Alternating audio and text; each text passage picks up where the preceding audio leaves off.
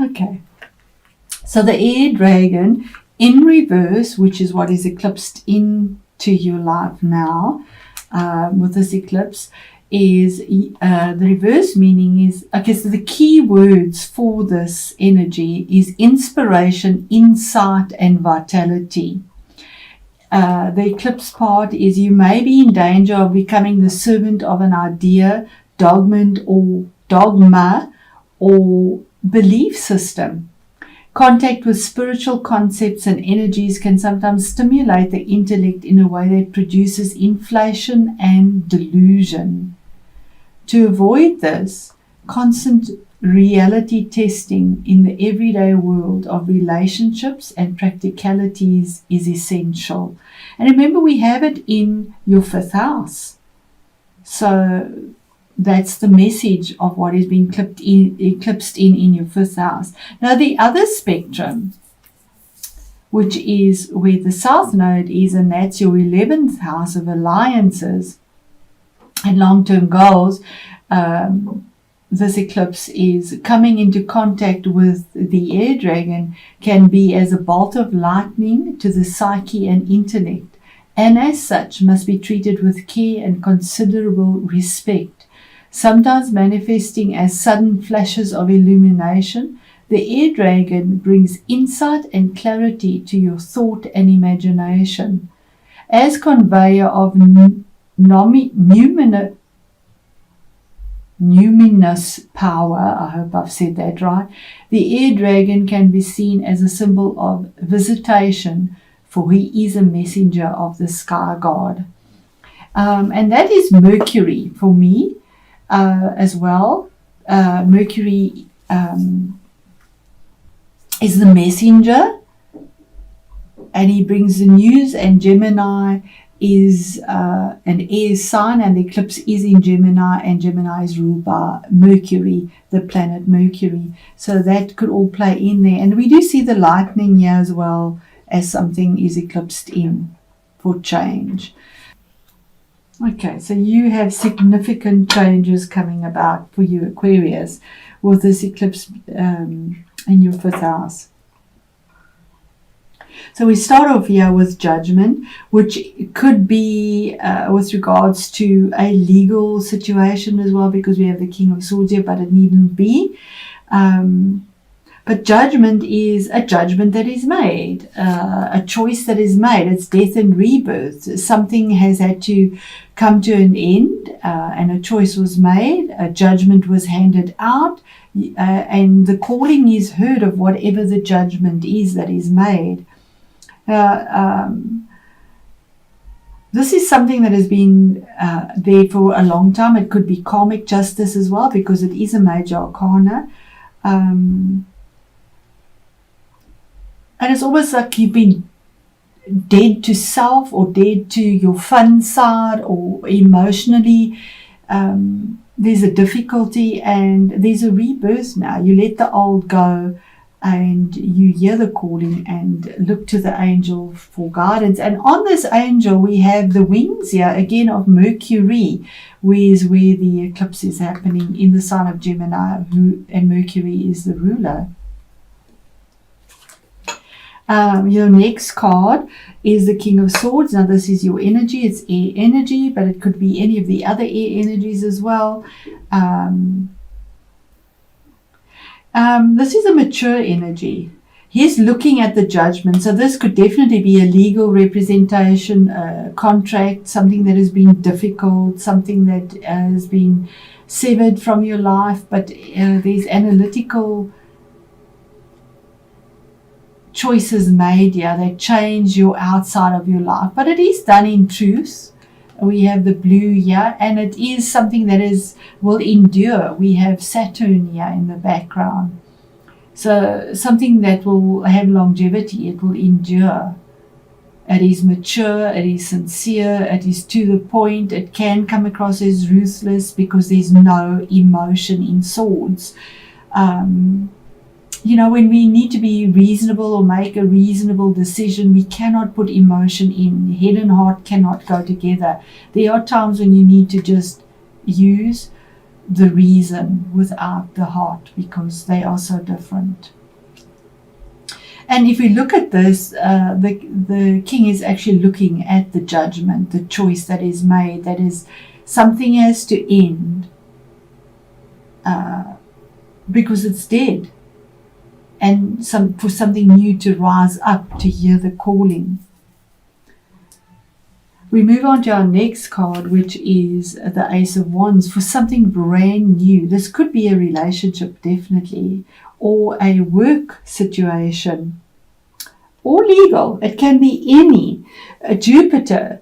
Jupiter and Saturn at the moment are in Capricorn, right at the top in a mundane level. That's your out, but it's at the top there, so your outward persona in a sense. But here's a new relationship. You have the 5th house lit. A new relationship that comes through, that is warm, fiery, a new project possibly. 5th house also deals with project, the mind. With abundance with Jupiter. Jupiter is in its fall, so it's not very happy where it is, but there is an opportunity that is brought through to bring something new. Ace of Wands, a new beginning, a new opportunity presented, wherever this area of yours is. But you seem to still be looking at some judgment that was made, that was significant. What Spirit is saying is that there is a sense of victory with a choice that is made. 7, it's a major arcana, the Chariot. You could be dealing possibly with a Cancerian or a Capricorn person as well. That's a possibility.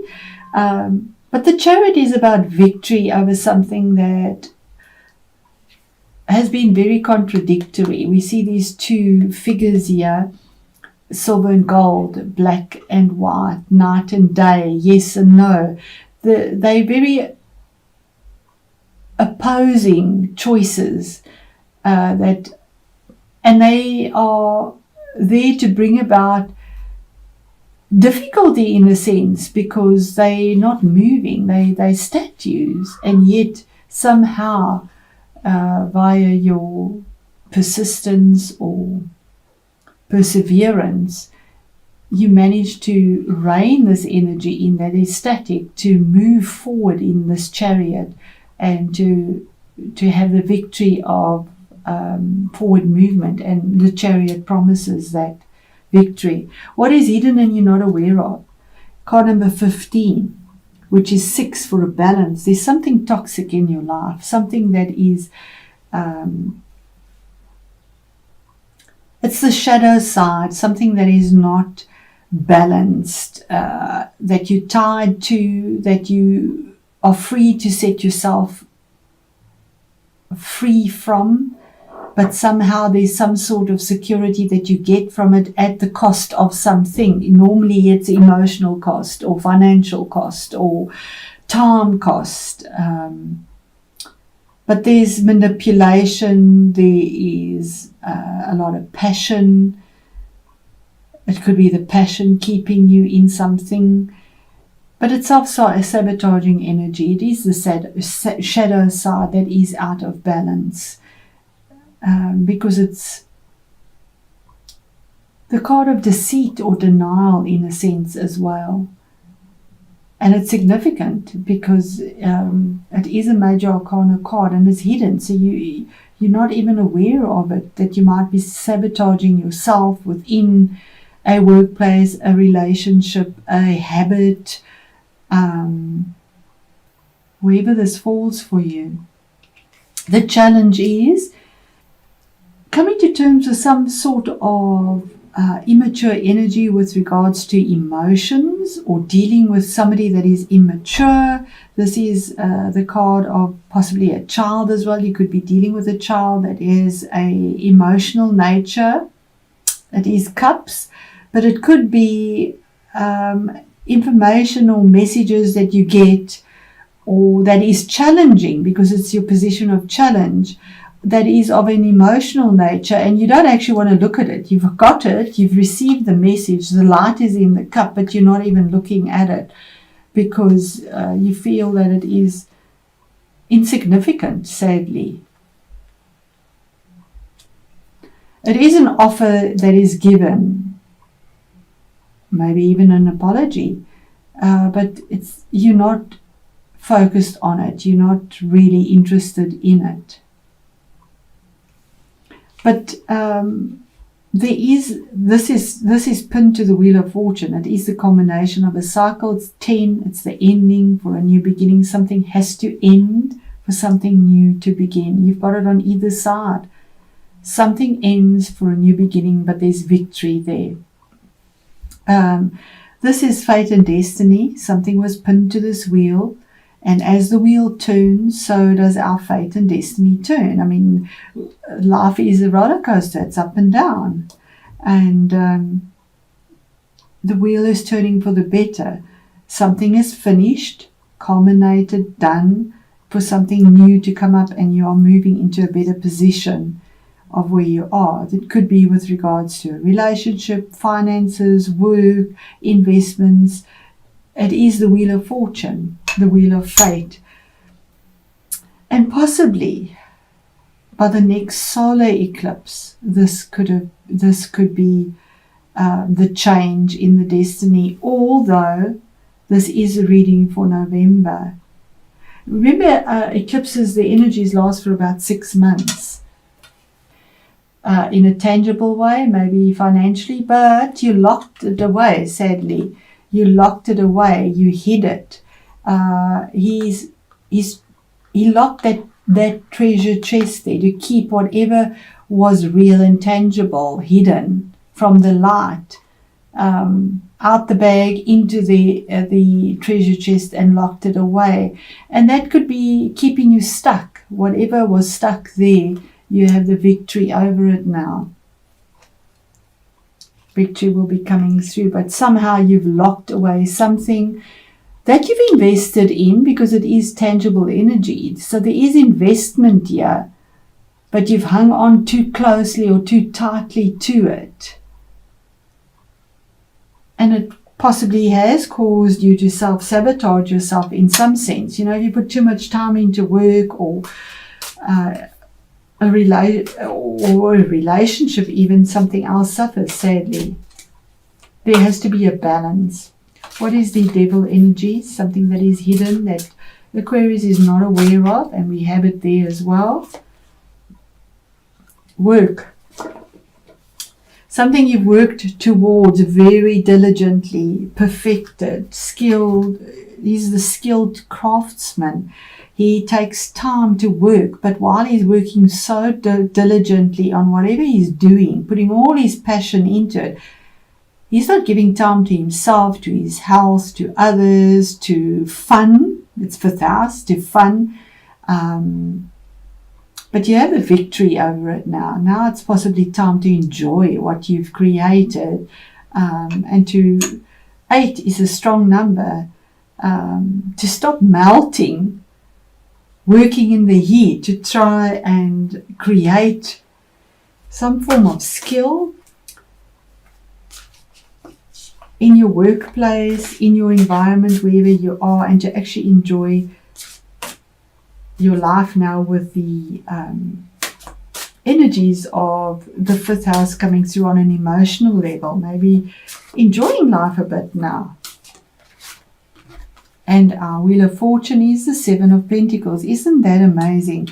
The 7 of Pentacles is about actually finally enjoying the fruits of your labor, something that you're taking stock of, something you've been growing and nurturing. It's now in the rock. You've chiseled it out. There you're making it in gold. There you've put it in the rock. You've chiseled it out into the rock for longevity. And while it was snowing in the season of winter and you couldn't harvest, yeah, you have your scythe, you're able to harvest the fruits of your labor finally and enjoy them. A decision that is very grounded and earthy. You normally see this with the little basket that's empty, always nurturing his land, and here we actually see him now reaching up, grabbing the berries, I think it's mistletoe berries, and actually savoring it. He's enjoying the fruits of his labor. While that was growing in the background, it was actually draining the energy of the tree, because this is a parasitic plant that lives off the lifeblood of this, and that's the same thing here. Not enjoying yourself in a sense, because of the passion of whatever you're working on and investing in. But we need to do that at times as well, put our energy into something to grow for the future. But now our spirit is saying, with this eclipse, it's time to actually enjoy your life, the emotional side as well. It's not just all work and no play, because that's also self-sabotaging behavior. It becomes toxic.